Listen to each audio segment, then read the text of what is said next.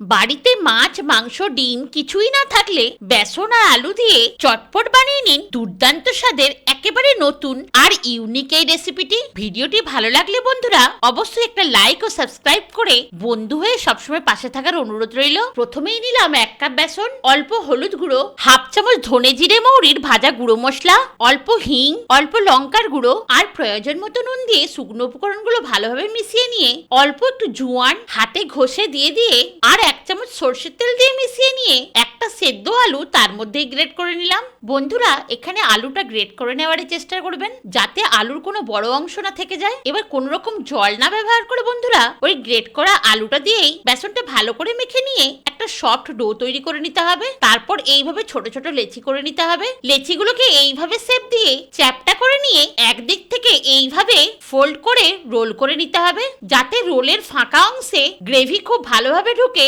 রোলগুলোকে নরম তুলতুলে করে ফেলে। মিক্সির জারে নিয়ে নিলাম 10-12 কোয়া রসুন, 2টো কাঁচা লঙ্কা আর 1 ইঞ্চি আদা, 2টো মিডিয়াম সাইজের টমেটো আর কতগুলো গোলমরিচ দিয়ে মিহি পেস্ট করে নেব। কড়াতে দিলাম অল্প সরষের তেল। তেল গরম হলেই দিয়ে দেবো একটা তেজপাতা, 2টো দারচিনির টুকরো, 3টে লবঙ্গ, 2টো ছোট এলাচ আর একটা বড় এলাচ আর অল্প জিরে। ফোড়নটা হালকা ভেজে নিয়ে মিষ্টি গন্ধ বেরোলে দিয়ে দেবো 2টো মাঝারি সাইজের চপ করা পেঁয়াজ। এবার ফোড়নটার সঙ্গে পেঁয়াজটা খুব ভালো করে ভেজে নেব।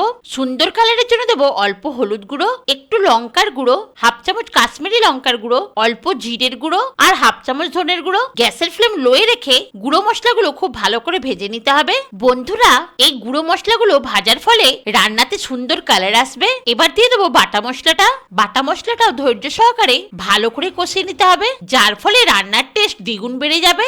দেবো প্রয়োজন মতো নুন আর স্বাদের ব্যালেন্সের জন্য অল্প চিনি। নুন আর চিনি ভালোভাবে মিশিয়ে কষিয়ে নেব। এবার মিক্সির জার ধুয়ে দিয়ে দেবো অল্প জল। বন্ধুরা রেসিপিটি ভালো লাগলে এইরকম নতুন আর ইউনিক রেসিপি দেখতে এই চ্যানেলটিকে সাবস্ক্রাইব করে অল নোটিফিকেশন অন করে পাশে থাকার অনুরোধ রইল। এবার মশলাটাকে ঢাকা দিয়ে লো টু মিডিয়াম ফ্লেমে 2 মিনিট রান্না করে নেব।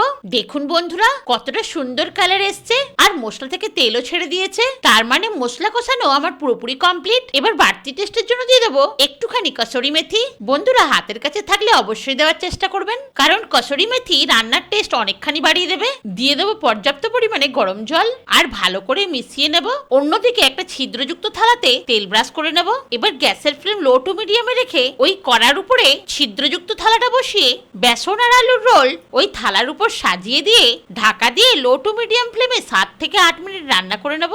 8 মিনিট পর ঢাকা খুলে এই বেসন আলুর রোলগুলোকে হালকা ঠান্ডা করে নেব।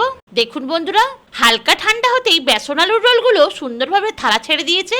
এবার একটা একটা করে ফুটন্ত ঝোলের মধ্যে দিয়ে দিলাম আর ভালোভাবে গ্রেভির মধ্যে ডুবিয়ে দিলাম। এবার ঢাকা দিয়ে মিডিয়াম ফ্লেমে 3 থেকে 4 মিনিট রান্না করে নেব।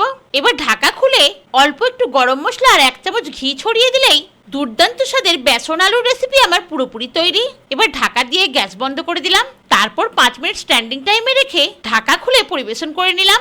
রেসিপিটি কেমন লাগলো কমেন্টে অবশ্যই জানাবেন। ভালো লাগলে লাইক ও শেয়ার করবেন। এত ব্যস্ততার মধ্যেও সময় বের করে ভিডিওটি দেখার জন্য আমি পরম কৃতজ্ঞ। ভালো থাকবেন, ধন্যবাদ।